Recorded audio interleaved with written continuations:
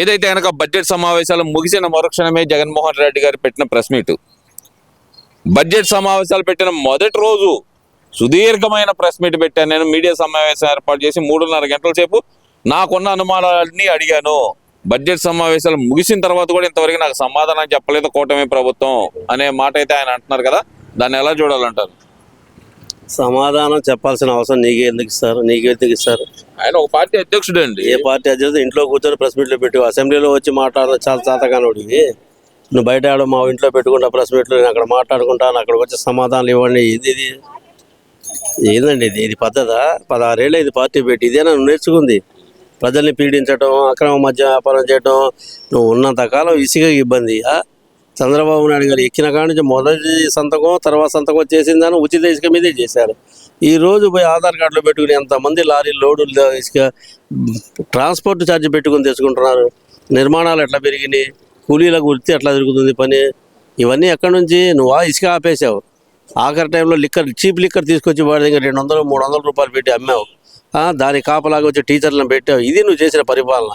ముద్దులు మురిపాలకు ముచ్చటపడి జనాలు మొత్తం నీకు ఇచ్చిన అవకాశాన్ని ఈ విధంగా దుర్వినియోగం చేశావు. నీకు సమాధానాలు చెప్పేది ఏంది? సమాధానాలు చెప్పేది కాదు, నీకు సమాధానం మేము చెప్పాలి అంటే నువ్వు ఆ స్టేజీలో లేవు, దిగజారిపోయి మాట్లాడుతున్నావు. ఒక 16 ఏళ్ల కిందట పార్టీ పెట్టిన నాయకుడు నువ్వే ఇలా మాట్లాడితే 40 ఏళ్ల పార్టీ పరిస్థితులు ఈ రోజు కూడా చిన్న తప్పు లేకుండా నడుపుతున్న నాయకుడు చంద్రబాబు నాయుడు. అటువంటి వ్యక్తి నీకు సమాధానం చెప్పేది ఏంది?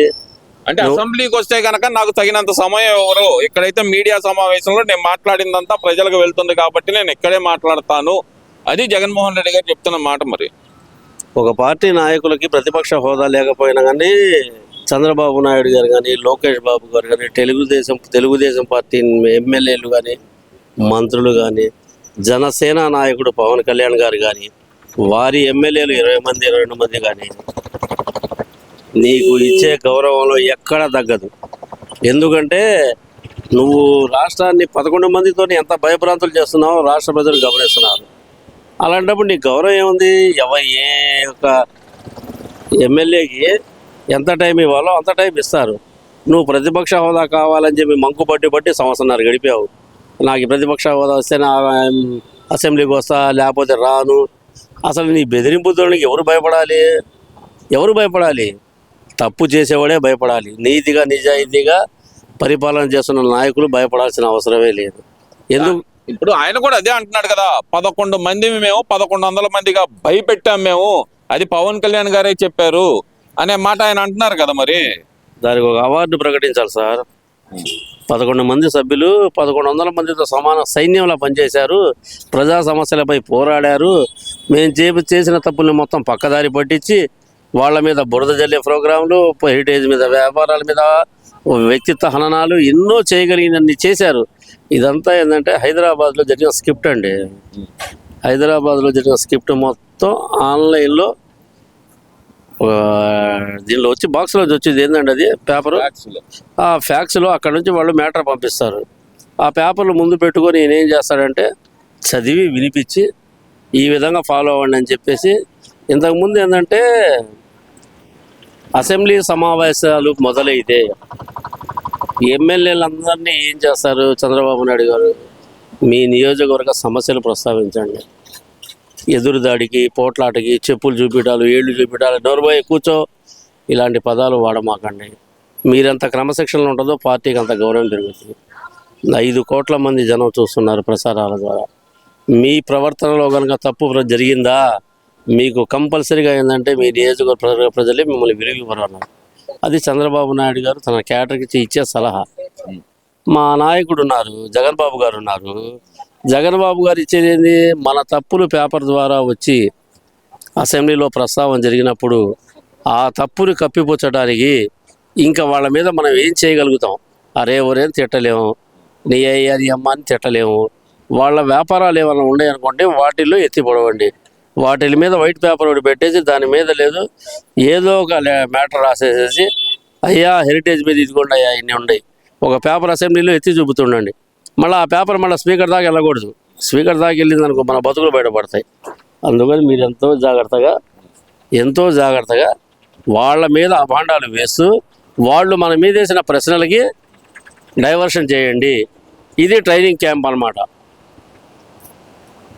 అంటే ఇక్కడ మీరేమో ట్రైనింగ్ క్యాంప్ అని మీరు అంటున్నారండి. ఆయన అంటుంది ఏంటంటే కనుక ఇక్కడ మా మాట చల్లనివ్వట్లేదు అసెంబ్లీలో అని ఆయన అంటున్నాడు జగన్మోహన్ రెడ్డి గారు. ఇంకో విషయానికి వస్తే కనుక ఆయన చెప్తుంది ఒకటే ఒక మాట, ప్రభుత్వం వచ్చిన ఈ 22 నెలల్లో రాష్ట్రాన్ని అప్పుల కుప్పగా మార్చారు తప్పితే రాష్ట్రంలో చేసింది శూన్యం అంటున్నారు కదా. మరి ఒక్క మాట మనస్ఫూర్తిగా ఆయన జీవితంలో ఎప్పుడెప్పుడైనా కొద్దిగా నిజం మాట్లాడాలని మనస్ఫూర్తిగా కోరుకుంటున్నాను సార్. అప్పు అన్న పదానికి అర్థం ఏదైనా ఉంటే వైఎస్ జగన్మోహన్ రెడ్డి గారే. 11 లక్షల కోట్లు అంటే డబ్బులా చిల్ల పెంకులండి. అమ్మ డబ్బులు ఇవ్వాలి లెక్క పెట్టాలా లేదండి. నువ్వు చేసిన 11 లక్షల కోట్లు అప్పు ప్రజలకు పంచానంటావు, ఆటో వాళ్ళకి ఇచ్చానంటావు, రిక్షా వాళ్ళకి ఇచ్చానంటావు, దర్జీలకు ఇచ్చానంటావు, టైలర్లకు ఇచ్చానంటావు, మంగళ షాపులకు ఇచ్చానంటావు, వివిధ కుల వృత్తులు చేసే వాళ్ళందరికీ 10,000 పంచాను అన్నావు. నీ డబ్బు పంచు, నీ దగ్గర ఉన్న ఆస్తుల్లో ఒక పావలా పంచు. వారికి కూడా జగన్మోహన్ రెడ్డి గారికి కూడా 2 ఆడపిల్లలే సార్, మగపిల్లలు లేరు కదా, 2 ఆడపిల్లలే. కనుక ఏంటంటే ఆడపిల్లల పేరు మీద ఏదో ఒకటి శ్రీనిధి పెట్టుకొని ఏదైనా తన సొమ్ము ఏదైనా పంచితే అతని సొంత సొమ్ముతో పంచాడురా అన్న ఒక నిజాయితీ ఉంటుంది, నిబద్ధత ఉంటుంది. నాయకుడు అంటే ఇలా ఉండాలిరా జగన్మోహన్ రెడ్డి గారు లాగా అని ఒక రకమైన ప్రజల్లో మంచి ఇంప్రెషన్ కలుగుద్ది. ఇప్పుడు 275 కోట్ల రూపాయలు ఆయన 5 సంవత్సరాలు పరిపాలన చేసిన కాలంలో చేసిన విమాన ఖర్చులు 275 కోట్ల రూపాయలు. ఈ 1.5-2 సంవత్సరాల కాలంలో లోకేష్ బాబు గారు ప్రయాణించిన ప్రయాణ ఖర్చు 0. ప్రతిదీ తన రూపాయితోనే వెళ్ళాడు ఆయన, ప్రతిదీ తన రూపాయితోనే అతను ఖర్చు పెట్టుకున్నాడు. అతని మీద కూడా అబాండాలు వేశారు. ఇది ఎక్కడి న్యాయం సార్? ఇది ఎక్కడండి? మీరు బద్దాకులు లోకేష్ మీరు జాకీలు వేసి లేపుతున్నారు. అక్కడ అసెంబ్లీలో చంద్రబాబు జాకీలు వేసి లేపుతున్నాడు, చంద్రబాబుని లోకేష్ జాకీలు వేసి లేపుతున్నాడు. మరో పక్కన చూస్తే కనుక వీళ్ళిద్దరిని పవన్ కళ్యాణ్ జాకీలు వేసి లేపుతున్నాడు అని చెప్పి జగన్మోహన్ రెడ్డి గారు ఓపోతుంటే మళ్ళీ మీరు బయట కూడా లోకేష్ గారిని పొగుడుతుంటే అసలు ఎలా చూడాలంటారు ఇదంతా? ఈ జాకీల ప్రోగ్రామ్ అంటే ఏందంటున్నాడు మరి ఆయన? 10వ తరగతిలో 100కి 100% మార్కులు వచ్చిన ఒక పాప, ఒక పల్లెటూరు, ఎలక్షన్కి ముందు ఆ పాప ఒకటే అడిగేది, అన్న స్కూలుకు వెళ్ళి రావాలంటే రహదారి సరిగ్గా లేదు నాన్న, అన్న నన్ను చూసాను మా ఊరి కోసం ఆ రోడ్డును కేటాయించాను నాన్న అంటే 18 లక్షల రూపాయలు 80 లక్షలు అనుకుంటాను. ఆ సందు వరకే 18 లక్షల రూపాయల వరకు ఎస్టిమేషన్ ఇచ్చేసేసి జూలకంటి బ్రహ్మానందరెడ్డి గారి చేత ఆ రోడ్డు నిర్మాణం చేయించి ఆన్లైన్ ద్వారా ఓపెన్ చేసిన మహానుభావుడు. మాట ఇచ్చి మడమ తిప్పకపోవటం అంటే అది.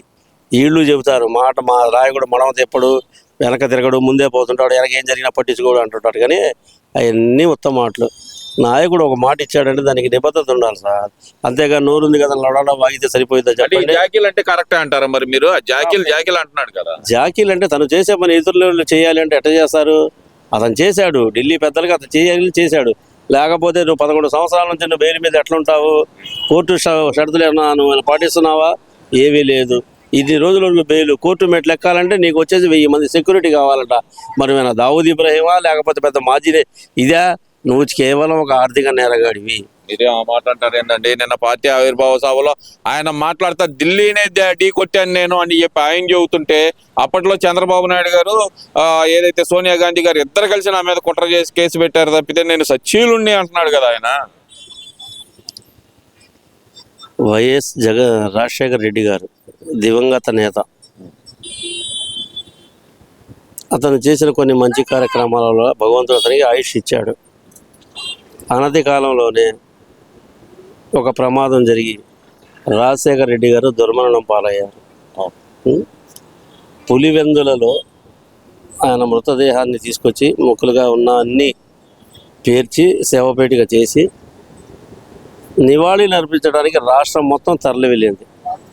175 మందో 275 మందో రాజశేఖర రెడ్డి గారిని తలుచుకొని చనిపోయారు. ఏది? ఒక నాయకుడు కొన్ని మంచి పనులు చేస్తేనే కొంతమంది ప్రాణాలకు తెగించారు. మా నాయకుడు అనడం మా బతుకు అనవసరం అని చెప్పి ప్రాణాలు తెగించారు. నువ్వేం చేసావు? దాన్ని ఆసరాగా అడ్డం పెట్టుకొని ఓదార్పు యాత్ర అని ఒక ప్రోగ్రాం ఫిక్స్ చేసి నేను జిల్లాల వారిగా వస్తా, జన సమీకరణ చేయండి అని చెప్పేసి వాళ్ళకి అది అల్టిమేటం ఇచ్చి నువ్వు చేసిన ఎలక్షన్లో చేసిన తర్వాత నువ్వు ఏదైనా ముద్దులు పెట్టుకుంటా, జనాల్ని మురిపించుకుంటా, ఊరవతల క్యాంపులు పెట్టుకొని, ఏసీలు కూలర్లు పెట్టుకొని కాళ్ళు నొక్కించుకుంటా తింటా తిరుగుతా హాయిగా నీకున్న అనారోగ్య సమస్యలు నడక ద్వారా తీర్చుకున్నావు. ముద్దులు మురిపాలతో ప్రజల్ని ఆకట్టుకున్నావు. దానికి ఫలితం 2019లో నీకు గవర్నమెంట్ ఇవ్వడం జరిగింది. మీ నాన్నగారి సేవ పులివెందల్లో ఉండగానే రోసయ్య గారు అప్పుడు ముఖ్యమంత్రి గారు, మీరు ప్రతి నాయకుడిని రోసయ్య గారితో సహా అందరినీ బెదిరించి సంతకాలు పెట్టించిన నాయకుడు ఘనుడు ఎవరైనా అంటే జగన్మోహన్ రెడ్డి గారే. తండ్రి శవయాత్ర కూడా మొదలు కాలేదు సార్. ఆయన శవయాత్ర కూడా మొదలు కాకుండానే నువ్వు నాయకత్వాన్ని అందిపుచ్చుకోవాలని చూసావు. అది నీ మనస్తత్వం ఏంటి? మంచా చెడా అనేది రాష్ట్ర ప్రజలే గమనించాలి. నువ్వు చేసిన అప్పులు 11 లక్షల కోట్లు, వాటి తాలూకా వడ్డీ ప్రతి సంవత్సరం 75,000 కోట్లు ప్రజాసొమ్ము నీకు తిరిగి అప్పు పుట్టాలంటే దీనికి వడ్డీ కట్టాలని చెప్పేసి బాధ్యతగా చంద్రబాబు నాయుడు గారు చేస్తున్న కృషిని నీకు అవకాశం ఉంటే అభినందించు. అవకాశం లేదంటావా కామ్గా కూర్చో. ఇట్లా కార్లకు టైర్లు మార్చాడు, జాకీలని, ఫ్లడ్జర్లని, ఇవన్నీ నీకు తెలుసు బాబు, జగన్ బాబు, ఇవన్నీ నీకు బాగా తెలుసు. ఏది అది అనుచితమైన కారు వస్తే ఫ్లడ్జర్ ఎట్లా లేపాలి, టైరు పంచర్ చేసి మనిషిని ఎట్లా ఆపేసేయాలి, ఇవన్నీ నీకు తెలుసు. కాబట్టి నీ ఇంటి చుట్టుపక్కల 18 ఫ్లడ్జర్లు పెట్టుకున్న నాయకుడు ఒక్కడి నువ్వే. ఏది ఎటువంటి హిట్ లిస్టులో లేని నాయకుడు చంద్రబాబు నాయుడు గారు అన్న నాకు నక్సలైట్ల హిట్ లిస్టులో ఉన్నాడు. అలిపిరి ఘటనలో ఆయన కంటితో సాక్ష్యం జరిగింది. నువ్వు గులకరాళ్ళు వేసుకొని కోడి గతితో గీచుకొని ఒక 60 మంది సెక్యూరిటీ కావాలి, సెంట్రల్ నుంచి ఏజెన్సీని పంపించండి అంటే సెంట్రల్ గవర్నమెంట్ ఇతనికి రక్షణ అవసరమా లేదా అనేది విచారించి ఇతనికి రక్షణ అవసరం లేదు, ఇతను చేసే పనికి ఇతనికి రక్షణ అవసరం లేదు, ఉన్న రక్షణే చాలు, ప్రతిపక్ష హోదా ఇచ్చి మొత్తం ఒక 60 మంది ఎస్కార్ట్లు పెట్టి ఆయన్ని చేయాల్సిన అవసరం అంతకన్నా లేదు, దయచేసి ఇతనికి రక్షణ కల్పించాల్సిన అవసరం లేదు, రక్షణ అవసరం అని అనిపిస్తే మా ఎంక్వైరీ టీం వచ్చింది, ఎంక్వైరీ ఇస్తాం అంతే. నీకు ప్రతిపక్ష హోదా రాకపోతే మేమేం చేస్తాం? ఈ రాష్ట్ర ప్రభుత్వాన్ని నువ్వు చెప్పు. ఈ రాష్ట్ర ప్రభుత్వానికి నీకున్న అవకాశాలని బట్టి రాష్ట్ర ప్రభుత్వం నీకు ఉన్న సెక్యూరిటీ ఇచ్చుద్ది, దాన్ని పరిమితంగా వాడుకో. అంతేగాని నువ్వు ఒక మహారాజులాగా మంది మార్పడం కావాలి, నేను బయలుదేరితే ముందు 30 కార్లు వెనక 30 కార్లు, ఏ కార్లు జగన్ బాబు నాకు తెలియదు, అంత సీక్రెట్గా చేయాల్సినంత రాష్ట్రం ప్రమాదకరమైన స్థితిలో లేదు. ఇంకొకటి చివరిగా ఒక మాట, ఉగాది నాటికి టిట్కో ఇళ్ళని రాష్ట్ర ప్రభుత్వం మహాకూటమి ఇస్తున్నారని నాకు కొద్దిగా పేపర్ ద్వారా తెలిసింది. అయ్యా మహాకూటమి నేతలారా, మీరు మాట ఇచ్చిన దానికి ఎలక్షన్లో టిట్కో ఇళ్ల తాలూకా వాళ్ళు పెట్టిన బ్యాంకుల్లో పెట్టిన మీ పేపర్లు మేము విడిపించి మీ చేతికి ఇస్తాము, మీరు అధైర్యపడవద్దు, తెలుగుదేశం పార్టీని నమ్మండి, మహాకూటమికి అవకాశం ఇవ్వండి అన్నారు. మరొక్కసారి మహాకూటమికి అవకాశం ఇస్తాం. ఈ ఒక ప్రమాదం నుంచి బయటపడేయమని దయచేసి చేతులెత్తి కోరుతున్నాను సార్.